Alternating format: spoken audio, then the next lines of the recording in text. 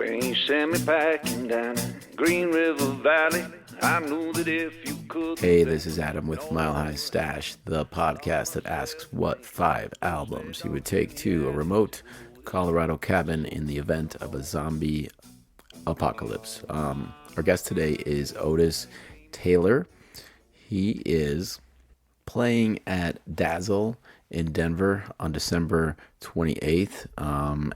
He has been sort of slowing down the performing, but he is a legend not only in Colorado but in a lot of places in the world of what's called the trance-blues. And there's a little Hendrix, there's a little banjo, there's a little old school country, there's a Native American influence to Otis's music, and he has such an interesting story, being from Chicago, but spending most of his life in Denver and then Boulder, and also spending a lot of time in Europe as a young man. And contrary to what it says on the internet, Otis was not in the film Crossroads with Ralph Macchio, but he has done a lot of incredible things in his life,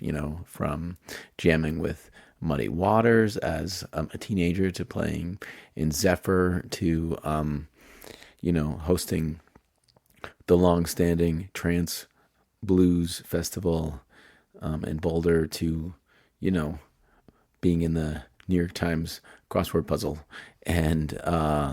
And the story of Otis being kicked out of high school in Denver for his hair, and then finally, at 74 years old, just recently getting his high school diploma, is pretty amazing.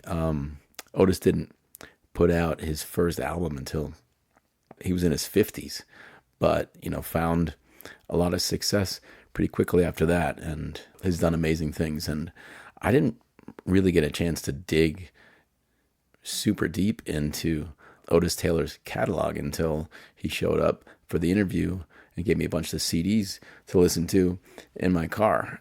And it's just so deep and so powerful, songs about the Black experience and Resurrection Blues is a whole nother beast, But the funny thing about our interview too was his reaction to the question of his 5 apocalypse albums, and I think you'll get a kick out of that. Anyway, thank you for listening, and anytime you can leave a review of Mile High Stash on Apple Podcasts is fantastic, or if you could throw a few bucks our way at milehighstash.com via the donate button, or just on Venmo at AdamIce9. It really goes a long way. Thanks for listening, and I'll see you on the other side of my interview with Boulder's own Otis Taylor.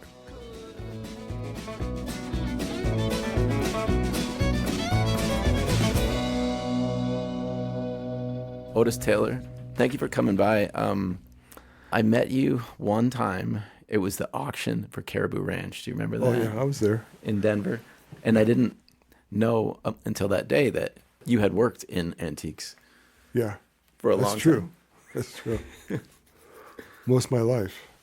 You got into music, and then you stopped playing music and kind of had a regular job for a while? No. I just was doing decorative arts. Then I had a bicycle team from 83 to maybe 82 to 86. Yeah. Well, you probably know all about Major Taylor then, right? Yeah, that's why I got into it, because I found out about him. Yeah. So I had a lot of black writers. I had 2 African-American writers on the A and B team, New US team. There's a mural National of him. Team. What? There's a mural of him in Denver. Oh, is there? Probably, yeah maybe. There's a lot of stuff about him. Everybody's onto it now. I hope so. There's been movies about him and books and stuff. Yeah, I didn't know about him until 5 or 6 years ago, and then I read a book about him. And I used to talk to his daughter, Sydney, on the phone. Oh, really? Yeah. In the 80s, she was alive. It's sad that I think he died living alone in like a YMCA in Chicago. He was penniless, yeah. Oh my God. He made some bad investments, some kind of tires that didn't work, and he lost a lot of money. Man. What kind of antiques did you sell? Just anything and everything? Decorative arts like American Indian art, Art Deco, Art Nouveau. Yeah. Just decorative, paintings. You were born in Chicago, right? Yes. What are your first memories of music? Oh, the Ham Bones. Ham Bones, have you heard? I learned that song when I was a little kid. And I couldn't do the thing like that. Yeah. My father would have me do in the barber chair. Show everybody, Otis, how you could do that. I couldn't do it like the big kids could because they turn to the side and do it. Yeah. I couldn't do it. I was really bummed out. Was your family interested in music? Was it a musical family? They didn't play, but they listened to music. My father's a big jazz freak. Yeah. Listened to a lot of jazz. Why did your family come to Denver? Because my grandmother had houses here. Yeah.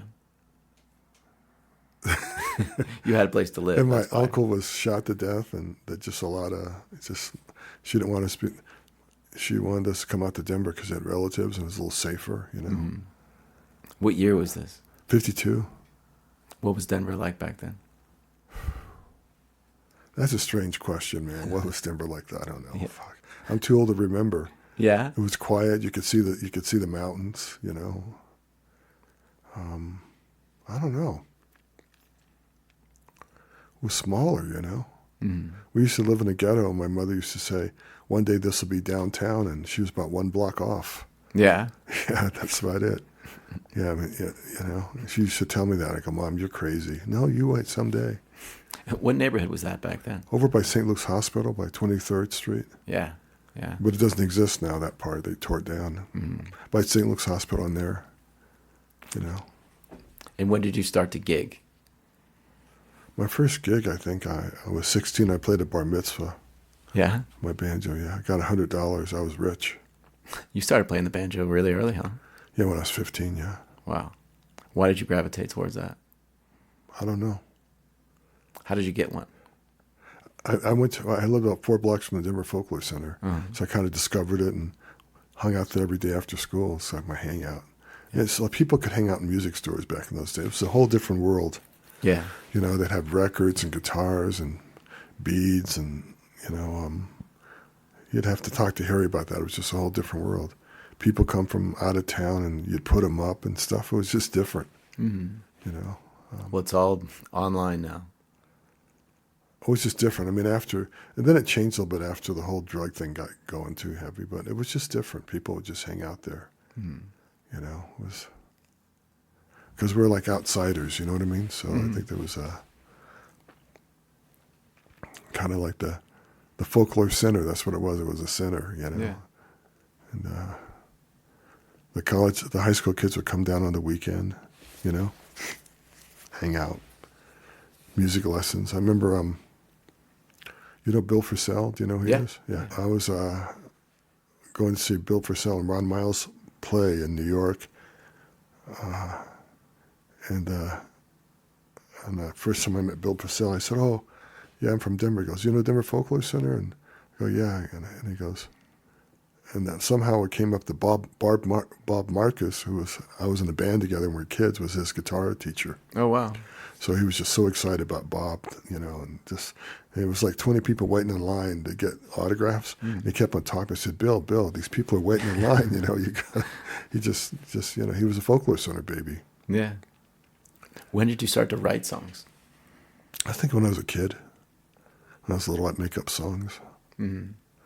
That's about junior high school, maybe even before, maybe grade school. I don't know. Sometimes I'm so old I can't think if I made up the songs from other songs. Right. Or if I don't know. It kind of like my memory gets, That's what all artists do, though. I mean, that's what Bob Dylan's first album is. It's just other people's songs. Well, no, not that. I just can't remember if it was really original or if I just something I heard and I twisted or something. I can't remember now because, yeah, I always wonder if it was, I don't know. I was very young. I'm 75, You're 75. Yeah. You don't look 70. So I'm talking about trying to remember. Well, do the math. I came to Denver in 52. Right. Yeah. You're not a Sherlock Holmes type guy. No. You need I'm a writer. You need to write. No, Sherlock Holmes was probably a writer too. You need to kind of, watch some Sherlock Holmes movies or something. Tighten it up. Or Agatha Christie. To tighten it up. That's great. Yeah. I mean, I studied English so that I wouldn't have to study math. And now, just doing like a 10% tip or 20% tip is pretty hard. I don't even bring me up about tipping. It's very strange now. I don't know. I was just in France, and when you tip someone, they're like, "Wow, why?" No, they don't know why. They know why. You're American. Right, You don't yeah. know better. I've mostly worked in France for the last 20 years. They totally know. And then they try to, like, if you go to Germany or something, they're trying to throw you off like, oh, no, you leave it. They play a lot of games with you to get that money. And, but in France, it's 15% everywhere. Yeah. Then sometimes you like them, you leave like €1. Mm-hmm. That's the correct thing to do. Right. Yeah. But you go to other countries, it gets very complicated because they kind of work the Americans because that's our instincts, Yeah. I was at a really, really, really nice restaurant, and it was only like €60 for 2 people, for like 3 or 4 courses. And I gave the waitress a €10 tip, and it was like she'd won the lottery.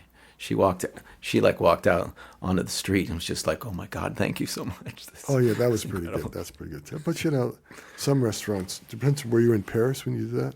No, it was a small town. Yeah. Yeah. See, if you're in Paris, they just no, they don't care. What music did you hear that maybe influenced what would become known as the trance-blues? And off the top of my head, and you can correct me if I'm completely wrong, but the 2 songs that come to mind are "Are You Experienced" and "Tomorrow Never Knows." What's Tomorrow? No, I don't know. The Beatles' "Tomorrow Never Knows"? No, just way off base. Completely. Hendrix. No, I love Hendrix. Mm-hmm. I have a bass player, and we always get in this argument like, who's cooler, the Hendrix or the Beatles? I always say Hendrix is cooler, and I tell people, who's cooler, the Rolling Stones or Miles Davis? I always go on the Miles Davis side. Oh, you know what I mean? The Prince of Darkness. Well, just the whole attitude, just the whole. And turning his back on the audience and. Not that, just that he's just hipper. He's hipper than the Rolling Stones. That's just the way it is, man. To me, as a black man, you know. He also evolved, and that was something that I think influenced people like David Bowie. Was Miles Davis, from album to album, it seems like you wonder who he's going to be next.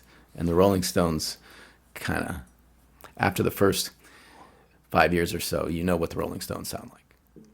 Well, the way I look at this, it's 200 years now. Will people study the Rolling Stones or will they study Miles Davis? Hopefully they won't study the Rolling Stones, but they might. No, but you get what I'm coming from. You see what I'm saying? Yeah. Yeah. I mean, because they might think, oh, rock and roll, oh, Little Richard. They might even think about the Rolling Stones. They might go, right. It could just change completely. But I don't think Miles Davis' legacy or Coltrane, those will change. Yeah. Well, also, if you have a 300-page book about the Rolling Stones, a lot of it is going to be about the fame and the drugs and the marriages and stuff. Whereas, a 300-page book about Miles would be about the drugs. I think so. It would be about and the marriages. And the marriages. Sidney Tyson, the pimping and but the evolution from. Just understand something. Black people did drugs first. Yes. I'm just kidding. I just made that up. I should have a T-shirt. Black people did drugs first. Native Americans might have done drugs. No, the point is about. Yeah. I don't do drugs. I don't drink. I don't smoke. My parents were beboppers. Mm. They drank. They did drugs. Smoked pot. My mother went to jail for selling heroin. I wrote a song about it. You know, so I came from a really subterranean lifestyle. Yeah. But sometimes for black musicians, I don't think they did drugs to make their music better. Mm. They did drugs to take away the pain. Right. And white people think you do drugs because it'll make you play better. Right. But I really feel that the black people did drugs in those days to take away the pain of being so fucking, excuse my language, being so suppressed, Yeah. I mean, Miles. And then the white people copy that, you got to do drugs, get high, and you'll play better. But it's not. That's not it. Miles literally in the middle of one of his shows in New York, I think it was in the 50s, there was a set break and he went outside and they arrested him and beat him up, for being on the street. I don't think the rock and roll bands can identify They him. could have got hassled, but I'm just saying the psychologicalness of the white musician, the black musician is a whole different thing. It's a different reason to get inebriated, is what you're saying. Just a different psyche. Yeah. You know? So what? That's my opinion. Yeah. Well, that's your Doesn't make it experience true. too. Yeah. Just my opinion. Yeah. What's it like having that psyche that you're talking about and living in Boulder? I mean, That's why I lived in Boulder. Yeah. Because I could raise a family here, and being black, I wouldn't get hassled as much. Really? Yeah, that's why I came here, and it worked fairly well. So some people would say that it's sort of vapid of white people in Boulder to say there's no racism here, because there's almost no black people here. There's always racism. Yeah. Because people come from all over, number one. But racism could leave, but there'll always be classism. Because that's just a human instinct. Yeah. Somebody wants to be higher up on the mountain so they can piss down on you. Yeah. It's something about classism. In India, they don't have any racial problems because they're all the same, but they connect it as a class thing, as a religious thing. They're really good at it. Yeah. They're like the best. Yeah. Well, I mean, at least it's out in the open there. I feel like class is the number one thing that we don't talk about in America that is like a part of our experience. Well, the every upper day. class talks about it. They love talking about it. Right. That's what makes them the upper class. Yeah. I have an expression. There's classical music for the upper class, and there's folk music for the people. But there's also now a kind of white upper class folk music, and Well, no, it's still folk music. See? it's still folk music. So you're catching yourself. It's still folk music. Yeah. It just doesn't have the right. It ain't Yo-Yo Ma, you know what I mean? You know what I'm saying? Yeah. Yeah. I mean, there's always been wealthy kids playing folk music. Starting from the 60s and 30s, and that whole Pete Seeger. It was always like the intelligentsia want to play folk music sometimes too. The college kids, you know what I mean, back in the 60s. Yeah. They were the ones who were booing Bob Dylan at. Yeah, but you know what I'm saying. Yeah, and then there was the folk music people in the Appalachia. That was a whole nother thing. Yeah. So it's always been sort of taken over since the 50s or 60s by the white upper class, a certain amount of folk music, Yeah. That's happening right now. I watched it happen. I was there, Yeah. Well, you're 75. Yeah.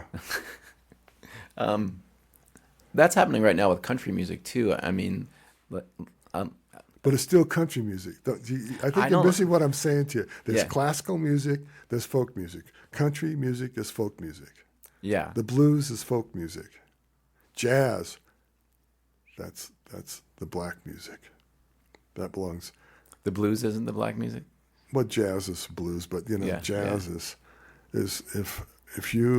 jazz and blues is what the African American gave to the world. Yeah. And then the other thing is a Western cowboy, but that really came from the caballeros cowboying came from Mexico, and they taught the Texans how to be cowboys, and the slaves how to be cowboys. Did you watch the Ken Burns country documentary? I watched half of it and I got real depressed. Yeah. Well, the main thing that I took from it is all these people, Jimmy Rogers, Hank Williams, all these people, had a black friend.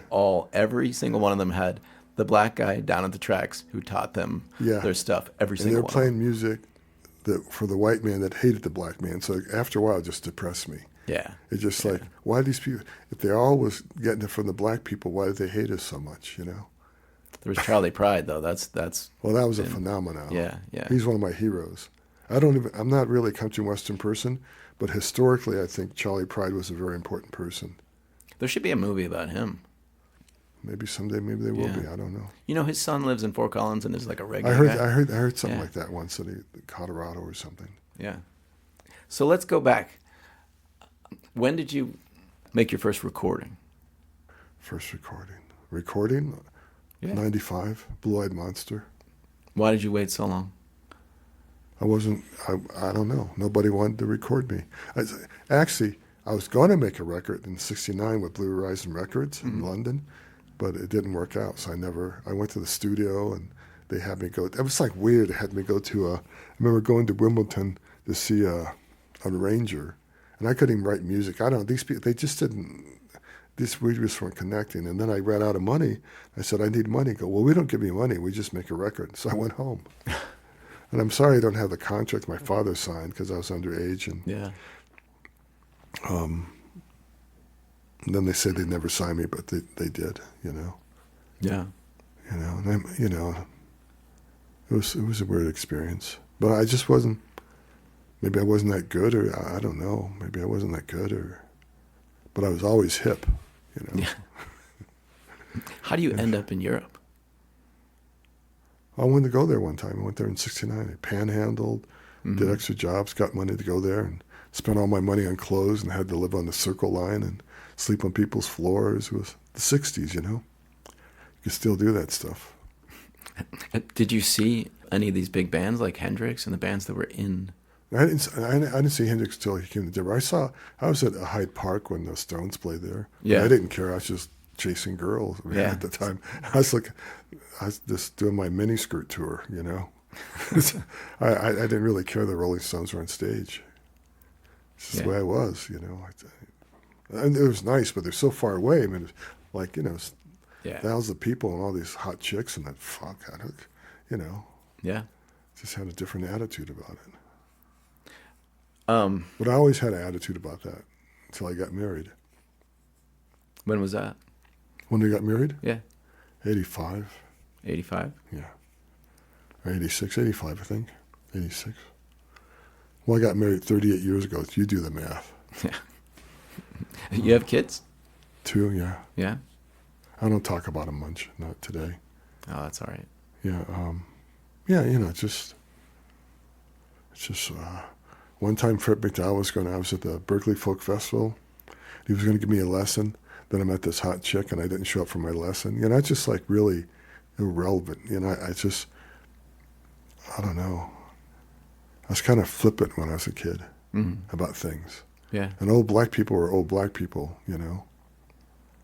When I was a little kid, I got to sit in with Muddy Waters play a harmonica. Wow. Where was that? At the Voters Club in Denver. Yeah. But old black people were old black people. They weren't sub-heroes to me yet. Now they're like this bigger than, you know, ever. Icons. You know what I mean? Mm-hmm. You know, just your perspective's different when you're a kid. Yeah. Yeah. Because I was a kid, I was 16, you know. That must have been incredible. I'm not going to see Son House. I met him, but Fred McDowell was giving me lessons. I really screwed that up. I probably should have took the lessons. But I asked Junior Wells going to give me a lesson. I did the same thing. I'll meet you tomorrow. I was like, you know, it's just there was a female involved. I didn't make it to the lessons. You know, Yeah. I just didn't. That's just the way it was. Mm-hmm. It doesn't mean I didn't like their music. I loved their music. I just was I was flaky. A lot of young people are. Yeah, I was young once. Yeah. So you make your first record finally in '95, and then did that change your life? Yeah. Yeah, it sure did. Almost changed my marriage. Yeah. My wife said there'd never be a second album. But 15 albums later. Yeah. How does she feel about it now? That's a good question. She kind of tells me it's her time now to do things, you know. Yeah. It's pretty consuming. She's proud of me. I've had a lot of accolades, you know. Yeah. Yeah. End up in the African American Museum and the Nashville African American Museum of Music in Nashville. Sundance Fellow. Movies. I don't know. You were in Crossroads, and I didn't know I was that. not in Crossroads. You were not. Why is this all over the internet? Because you can't get it off. Because you can't Lord. get it. It drives me crazy. You can't. Wow. That's how the internet. It's everywhere too. No, the internet says I play ukulele, and I don't play ukulele. My mother had one. I took to the folklore center to have it fixed. Yeah. So you can't, once this animal Oh, wow. goes, you can't change it. Even now I say it'll never change. Wow. There's so many mentions of you online that say that you played. But all the other ones are correct. Just that one's just wrong. not that one. Yeah. Wow. You know. Maybe just go with it. Be like, fuck yeah, I was in cross. No, I don't go with it. I just it frustrates when people say that Yeah. because I'm not a bullshitter, and I Yeah. can't, you can't stop it. It's like, here's one for us. Here's a story for you. So the other day we were playing in Seattle. We get off the plane. I run into Taj Mahal. Oh, hi Taj, how you doing and stuff. And and he goes, Otis, you're one of the people that really brought the banjo in the forefront. I go, Taj, if you Google me, black banjo players, my name doesn't come up. You know what Taj said? Right. When he said to me, mine doesn't either. I said, Jesus. You know what I mean? Because it's just the chocolate drops come up or something. It's just, things get into this loop and you can't. Wow. You can't break that's why the computer's dangerous too, this thing, because it gets fed certain ways and it doesn't make sense. Well, I'm glad I asked you about that so you clear that up. Yeah, it's true, man. It's not, no. But I've had music in a lot of other movies and TV stuff. Yeah. Okay. Is it true that you played with Zephyr? Okay, it's complicated. All right. The last edition of Zephyr, I played with him, but I didn't record with him. Mm. But usually I introduced Tommy Bolin to David and Cabby Gibbons. Mm. So I was always in that scene, and I had a little thing at the Folklore Center concert hall. I'd pay Tommy and other musicians $5 and come jam with me. Yeah. So I had this whole thing kind of going, and that's how people, so they met each other. And I had a little band with Tommy. We played 2 concerts called the T&O Short Line. Mm-hmm. Harry thought he had a recording, but he lost it. He couldn't find it. But I have a photograph of Tommy and I, a PR photo on my website. So, I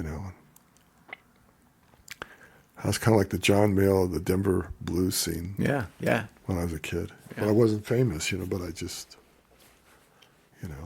So once you put out this first album and you start to tour lots. No, we didn't start touring a lot. The first album got bad reviews because they didn't get it. And, then the second album, When Negroes Walk the Earth, I went to a folk alliance. Yeah. And I made a big poster and stuff. And no, that was a third time. Blue Eyed Monster. Okay, I went to folk alliance 3 times. So the second time I went to folk alliance, I had a big poster that said, When Negroes Walk the Earth, the album cover. And Dave Marsh saw that and he thought to myself, he's going to walk. I didn't know who he was. He just picked up I was giving out CDs, picked up the CD. And he thought, this guy's either really good or really bad with a title like that. Mm. And so I didn't even have a record company because I made my own self records. Yeah. And then I got in Playboy magazine, a little review in Playboy magazine. And then it started taking off because Dave Marsh wrote about me. Yeah, yeah. And then all the writers and. And then maybe when I got White African came out, the next one after that, then the touring started picking up when I got a handy. Yeah, and when were you able to? Got on me. What? When were you able to start only doing music and not working at anything else? Well, maybe right after when I was starting to tour, but I always wheel and deal on the side. I just didn't have 100%. Right. Right. It was a hard transition, because you got to feed your family. Yeah. How did you develop your sound that's now known as trance-blues? I don't know, because I think if one is original, it comes out like that. It just comes out like that. And I didn't spend a lot of time, when I was a kid, I didn't spend a lot of time listening to other people or learning their guitar licks. Yeah. And I was kind of handicapped. I couldn't bar on the guitar. And I really, technically, my right hand's okay, but I couldn't do certain things. So I just got into rhythmical things. Yeah. It just kind of happened, You're technically not a very good guitar player. That's debatable. Well, no, debatable is. I'm a performer. I'm a magician. That's what I tell people. Yeah. I should get like a plaque on the Magic Castle, but they just don't know about me, and I don't know. Yeah. I don't know if they believe me if I wouldn't tell me. I don't know if they get it. I have a way of making people think I can play music. It's a magic trick. But I'm not doing anything. And my lyrics are very, my wife says, cryptic, but then they resonate to people. So you get this weird combination, you know? And it works, that's all. And Otis, as long as I play Otis, I can make money. Yeah. If I play anything else, it's not going to make me money. But if I play Otis, I make money. How many people really enjoy or are impressed with, you know, Yngwie Malmsteen and Steve Vai and stuff like this, compared to the number of people who enjoy Otis Taylor and guitar playing that just hits people? It's you're not necessarily. I'm not doing anything. You know, yeah. I'm not doing anything. Yeah. It's not how many notes you play, it's what notes you play. Yeah. And when I have my trance-blues festival, I tell that to my students. Yeah. It's not how many notes, it's how you play that note, how you make that note sound. It's just like sometimes you hear guitar players that play a lot of notes, but it does nothing for you. Yeah, exactly. Yeah, one time I saw T-Model Ford at the House of Blues. I was with Barry Dolan, who used to put on the Chicago Blues Festival. He took me to the House of Blues. It was Johnny Winters and T-Model Ford. And T-Model Ford was just sitting there playing guitar, handing out whiskey. It was unbelievable, kicking Johnny Winters' ass. You know what I mean? Just like he just stole the show. Yeah. He just had a guitar, and his whole attitude, like he'd hand people bottles of whiskey from the stage. He was nuts. It was like unbelievable show, you know? It was just, he wasn't playing a lot of notes. They don't play a lot of notes. Miles Davis would say it's the notes you don't play as well. Well, a lot of notes don't play. It's the holes too that make the syncopation. You know? Yeah. You know, it's the notes you don't play because they're no good. You ever think about that?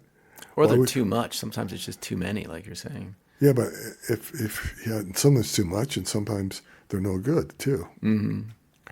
Notes are like a living thing almost. You know, if the timing of the note, the way the texture, like Gary Moore, I played on 3 of my albums. You know who Gary Moore is? Yeah. And he said, the tone is in your hands. The vibrato, the tone, every guitar player has a signature in their tone. Yeah. You know, and that's a note, the tone. And piano players too. Yeah. Yeah. Oh, everybody does. But I mean, it's just, Yeah. so a note has a lot of life to it, one note. Well, I was going to ask you about your tone, and Well, I have no tone. specifically, there's this video of you. Especially an electric guitar. All my guitar players, man, set up my amp. I tell them to set my amp up because I can't. You don't have any pedals? Yeah, I have that's a trick. I have a pedal, but I don't have any tone. Yeah. No, I do have a tone in my hands, but I don't, electronically, I don't have any tone. Acoustically, I do. There's this video of you playing Hey Joe, and it's got like 3.5 million views on YouTube. And it's the feeling, the performance, the band is incredible, you know, but your tone, I feel like, is why people are drawn to It's my delay. Nobody does delay like I do. But that's not tone, that's delay. Yeah. It washes over everybody. I mean, it's a beautiful... that's because nobody plays delay like I do. Yeah. How did you develop that? It was an accident. Yeah. I was just messing around. Because a long time ago, Eddie Turner, the original like Otis Taylor group that we started, he played like, you know, he had 5-6 pedals, and he had a delay pedal. And I go, I should get one of those, try that. So I was messing around one day, I brought one, and I did this thing, and I did a thing, and it made a rhythmical thing. I go, wow. I mean, I got to write that down. I had to like write it down and try to remember the settings. And I can only do it on one certain pedal. All the other pedals don't have those kind of settings. Yeah. And so that kind of became my signature kind of delay thing. Because I play in an open tuning, so I already sound like 2 guitars. Then when I hit it with the delay, then I sound like 3 guitars. Wow. And that's what makes all that intensity. And Tommy played on a loop delay, you know what I mean? Tommy Bolin played on, yeah. I just play on a Boss pedal, you know. For the gearheads that might listen to this, what pedal is that?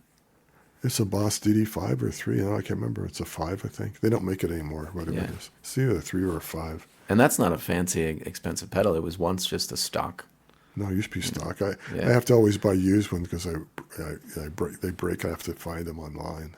Yeah. Man. I want to ask you this question.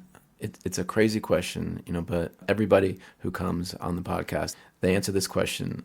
If you were stranded in a cabin in Colorado, somewhere like Ward, in the middle of nowhere, and all you had was food, water, and a crank-powered Victrola record player, what 5 albums would you want?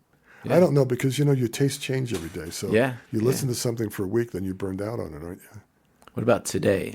Like if there was this apocalypse and you had to escape and you had to bring 5 albums, what 5 albums would you bring today? I don't know.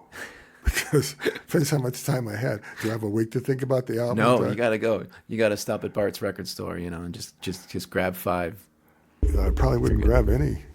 None? Because I'd be too confused. I'd be fickle. Then when I get fickle, I get upset. Yeah. Think about it. Could you really grab 5? Not really, because you think about, should I go like maybe Gypsy Kings? I like the Gypsy Kings. Or what jazz album would I want to maybe do? Dave Brubeck maybe, but maybe I get sick of that after a day. See, the thing is if you play music over and over, you'll burn out on it, like certain songs. Yeah. I'm not trying to be evasive. I'm telling you the truth. A lot of everybody else is going to maybe tell you a story, but I'm just telling the truth. Yeah. In the true reality, what you listen to today is not what you listen to a week from now. Unless you're stuck with your 5 albums and you've still been there for. Well, I wouldn't want to be stuck with 5 albums. I might want to I'd rather not have any and just hum and sing to myself and try to figure out. I just listened. In one car we have Curtis Mayfield, and in that car I had Phil Roy. Yeah. In a couple of weeks I'll change up and listen to something else. Yeah. You're guest number 50 on the show, and I have had so many different answers. Some people just take it extremely simple and they say, well, these are my 5 favorite records. And then other people say, well, I need theme music for battling the zombies, and then Munley. You didn't say we're going to fight. See? It's up to you. You might cower in fear. No, you don't get what I'm saying. You didn't say. I want no music because I don't want them to find me and I don't want to make any noise. How about that one? Think about that one? That's great, yeah. That'd be more real, wouldn't it? Yeah.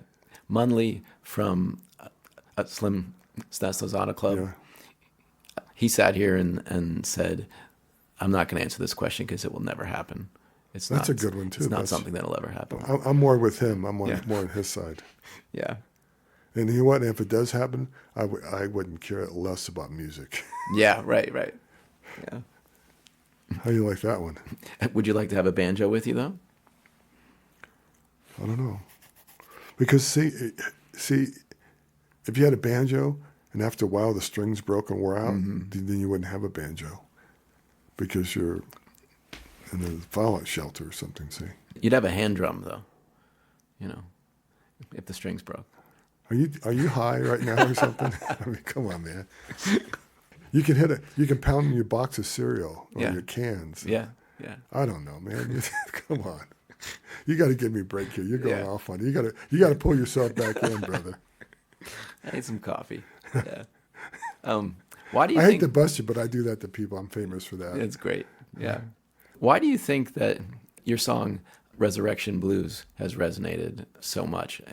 And do you think that people who are Christian like that song for different reasons than people who... Well, I don't. Here's what's going on. One time I played Resurrection Blues. I was, Little Feet, and they were playing at the Telluride thing, and I was opening for them, and I played that song, and people started laughing. Then I freaked out about it, didn't play it. And then one time I was in the Florida Folk Festival off the Swanee River, and it was really, really heavy. 2 things happened that day. This guy who was Filipino descent, and he was a Navy priest or something. And he goes, man, that song is so heavy. Yeah. And another guy said to me, because that album had just come out, another guy said to me, I have a friend who's dying of cancer. He wants to meet you. And I almost couldn't play that song when I was getting ready to do my set. Just before I went on, and I just freaked out. So I didn't play it for a long time because I thought it was too dark for people. Yeah. Live, you know. And then I got into this Italian movie. What's called like What Happened on Christmas Eve? I don't know. It's in Italian. Mm-hmm. And the song was in a scene where they pushed this guy who's in a wheelchair into the swimming pool. And they played Resurrection Blues. Yeah. And about a month after that, that song blew up. Yeah. All of a sudden one day it was like 2 million and it just blew up. And I don't know why, what happened. It was weird. It is fucking heavy. I mean, that's like that. Oh, it's heavy, yeah. Well, that was one of my, I was kind of doing a theme of songs. And then it's another song, you know, I was raised Lutheran, which was a whole nother story at a Swedish Lutheran church. But my grandfather was a Baptist minister, but I wasn't, you know, I became a Unitarian by the time I was 15. I'm not that religious that way, but I still have the traces of that from childhood. Yeah. So I wrote another song called 3 Days and 3 Nights. It's on White African. And it's about a man whose baby's dying, right? And he's trying to stay up for 3 days and 3 nights. And he says to the child, if I fall asleep, Jesus will hold your hand. So it's just into this heavy sort of, that time, that album period, just a couple of the really deep religious sort of songs, even though I'm not religious. The Bible is heavy. Yeah, you know. But so that was just part of that whole Resurrection Blues, 3 Days, 3 Nights on White African that I was kind of doing. Yeah. This dark album. It's a dark album, White African. How long have you been here in Boulder? About since 68. Since 68. Yeah. I'm so fascinated about the Black experience in Boulder and, you know, how you said you could raise your kids here, you feel safe here, but Deion Sanders recently has been saying it's a great place, but where are the Black people? They're in Denver. In Denver. Not very far away. Yeah. What's it like to live in a town where you might, you know... I went to Black high school. I don't know if you heard, I was all over NPR and The Guardian, and did you hear about that? No. Oh, yeah. Look up Otis Taylor Manual High School. Yeah, I will. And I got kicked out of school for long hair in the 60s. And so, but then about just before the pandemic, they put a picture of me in their Hall of Fame, in the hallway of famous people, like with Mayor Webb and all this shit. Yeah. And I told my friend, and he goes, you got to come see this. I went to see it. I go, Evan, my friend, he's a photographer, Evan, I never graduated. So then, because of the pandemic, they had trouble. But after the pandemic, they had a big ceremony for me and gave me my high school diploma. That's it was all fantastic. Over Mexican news, Spanish news, African news, The Guardian, Yeah. you know, Wall Street Journal. Not Wall Street, no. Wall Street, yeah, Wall Street. What's the Wall Street, what's the D.C. paper? The Washington Post. Washington Post, yeah. It was everywhere if you Google it. Wow. But I got my high school diploma. Well, it sounds like some things about you online are true, so that's good. Yeah, that's true. It was true. That's good. But no, you know, I had a black bicycle team that was sponsored by white people in Boulder in the 80s. I don't know. There's something about people that complain about Boulder being racist or some movie, but I don't agree with it. You know, I wouldn't necessarily say that the Boulder is racist. However, I think a lot of it's people... classes. It's classes, but also my experience sometimes is that people hold their shoulders high because they say, I'm not racist. I practice, you know, diversity awareness, but then they don't actually have to practice it. But that's it. just how it always been, you know. Yeah. It's like kind of like, I'm a liberal, but don't marry my daughter. You know? Yeah. That's the old joke from the 60s, you know. Yeah. And it's kind of like that. And it's always going to be, because it's racism, classism, they're very, very close together. Yeah. But, you know, you're not going to usually on the average be arrested walking down the streets in Boulder. Yeah. Yeah. If you're black or long hair or whatever. Well, it was never correct me if I'm wrong, but it was never a sunset town like Longmont was. Oh, no, Longmont, I wouldn't have it at that time. Back in the 60s, I never would have lived in Longmont. Yeah. Yeah. You know what I mean? Yeah. In college in Pittsburgh, I lived for a year in a neighborhood where I was the only white person. And I would go to the bar, and I would be the only white person there. And I felt like that experience was really profound and necessary. So I do wonder what it's like to be the opposite and to be in Boulder, and Never thought about it. really, Because Yeah. it was hip. It was like the college town. It was like, a lot of the Kenny Passarelli, Tommy Bolin, we all came to Boulder. yeah, Kenny's half Italian, half Spanish. Mm-hmm. Tommy was half Syrian, half Swede. You know what I mean? Freddie and Hinchy came to Boulder. You know what I mean? It was a better place for that situation. Yeah. And people gravitated to Boulder Yeah. because it was a college town. right, Than being in Denver with where the cowboys might cut your hair during the stock show time. Yeah. You know what I mean? Yeah. It was a different mentality. So musicians came to Boulder from all over Colorado. yeah. Hazel Miller told me something similar. She said she was happy and she felt like her kids were safe, and Yeah. also she very emphatically said, "I've gotten more shit in my life from being a woman than for being black." That's possibility. Yeah, yeah. I'm not a woman, so I can't. Right. Yeah. Yeah. You had an album come out earlier this year, right? Yeah, called Banjo Yeah. Eclipse. ... Yeah. Just means banjo, but more. Huh. It's kind of like jazzy. It's very esoteric Yeah. title. Yeah. If you don't see the 3 dots. But I just got a text, and there's a writer named John Stanford, and that's what he writes under. Yeah. And he put he said one of the detectives was listening to the banjo album. That was kind of cool. He's done that for me before too. Yeah. But And you mentioned, you've had 15 albums and you're not playing that many shows. Do you have anything between now and the Dazzle show?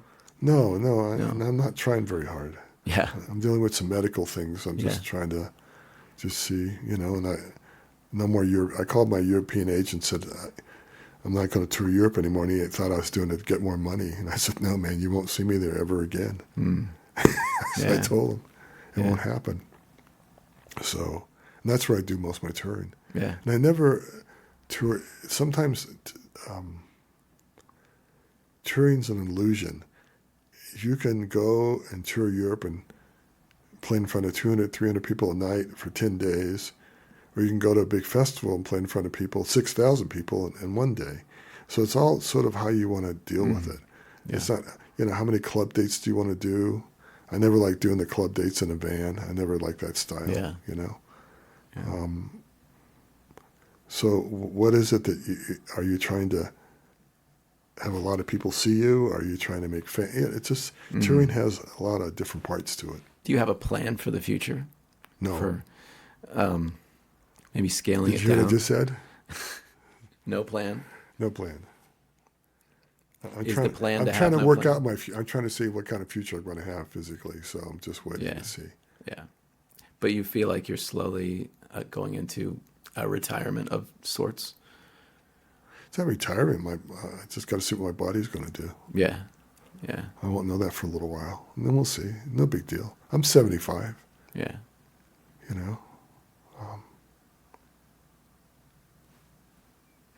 That's the way it is, man. Yeah. It's like most people retire when they're 65. Right. Isn't My it funny? generation. If you're 75 and you think about maybe I'll start retiring a little more and cutting back, people go, well, how can you do that, Otis? You're Otis Taylor. You can't do that. You got to keep on playing. Right. It's funny, the psychology of it. Musicians are supposed to last until you stop playing until you can't play anymore. And I might still be like that, but I'll just have to see. Yeah. I have to see when I'll play my last song. You like that? That sounds poetic. I don't know when I'm going to play my last song, I guess. Yeah. That could be a song too. You could write it, Well, I just got it copyrighted. I just said it. Yeah. When did your love of Native American culture and music and even fashion, when did that begin? When I was about 16. 16. I met somebody who turned me on to American Indian jewelry, then I just sort of went into it, Never came out. Yeah. It seems like it's had a big influence on you. Yeah, because, here's my theory about influences. Influence is anything that's outside of your culture. Mm-hmm. So I like Irish music, I like flamenco music, because they're outside of my culture. Mm-hmm. I like American Indian art because it's outside of my culture. It's an influence, you know. So this is like the opposite of xenophobia. It's like wanting to. No, it's like I'm really influenced by barbecue. Well, man, that's just not, you know. Yeah. I'm really influenced by soul music. How can that's your music? That's your Yeah. culture. You Right, know? that is you. I'm really influenced by the English language. No, that's the language you speak. That doesn't influence you. See what I Yeah. mean? It's part Yeah. of your culture.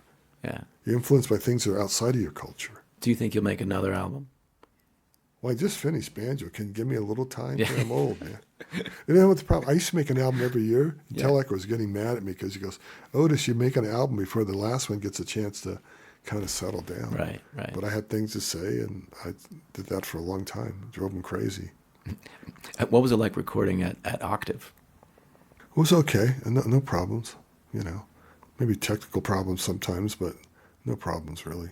You know, you get used to a studio. It was my first time, so it takes time to get used to studio. Mm-hmm. Like Immersive was in the same building, but I had done like 8 albums in Immersive. So Yeah. it's kind of like you have to, it's an emotional thing to fill a different room, you know, Mm-hmm. different engineers. It takes time to kind of get a relationship with that engineer Yeah. where you communicate really well. But we finally got it down. I mean, have you heard the banjo album? A little bit of it, but I gravitated toward the White African Oh, album, and no, Banjo 3, Ellipsis. Have you heard that one? yeah. Then there's Recapturing the Banjo. That's a whole nother different thing. You have a vast catalog. Yeah. I kept on thinking that I only been playing music for 20 years when I came back, but it's been actually 30. I really lost a sense of time there. Yeah. So I average an album every 2 years. But for a while there, I was doing an album every year. Yeah.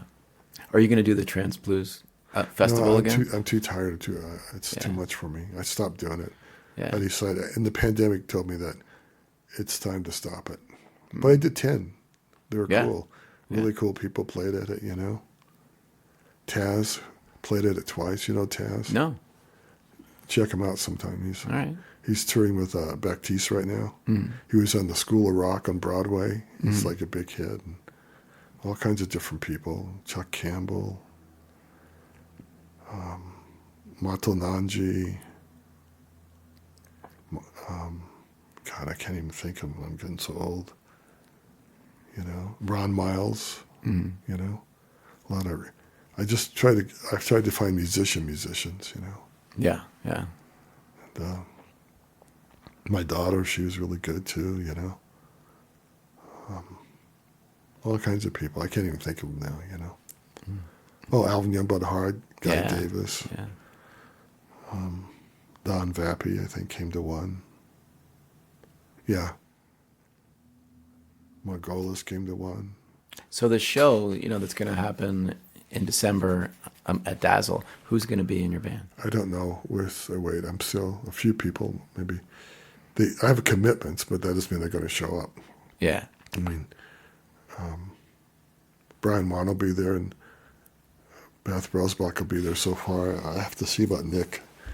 He has some things going with the family, so I have to see if he's going to be in Colorado at that time period.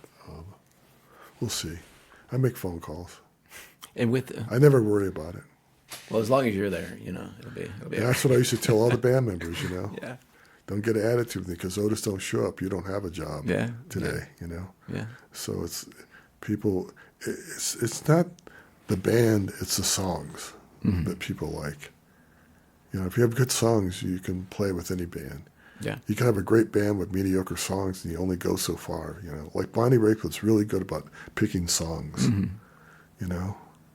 It's like Susan Tedeschi was really good player, everything, but they never got that perfect song. Yeah. You know what I mean? And it's about the songs. And everybody forgets that. It's really about the songs. Yeah. Well, some of her band with Derek, they have some great songs. Yeah, but they're not the big hits. They're not that. No, they're definitely not hits. No, but Bonnie Raitt, man, comes in a hit, and it's like it's so good. People think that she wrote it. She does so well with it. You know what I mean? But she didn't write those songs. Yeah, but you definitely associate "Are You Ready for a Thing Called Love" with her. It's like that's Bonnie Raitt. What it takes. So it's about the songs. Yeah. And I know that because that's how I make my living. It's about the songs. Yeah. And I don't even write commercial songs, and I can still get a couple songs through. Yeah. You know, and I'm a very obscure musician. People kind of know me, but they don't know me. You know what I mean? Mm-hmm. And it's like, if I play, I might get 200 people to come see me, or somebody could play and get 1,000 people, but they won't know their songs. Yeah. It's just weird how it works. Yeah. You know?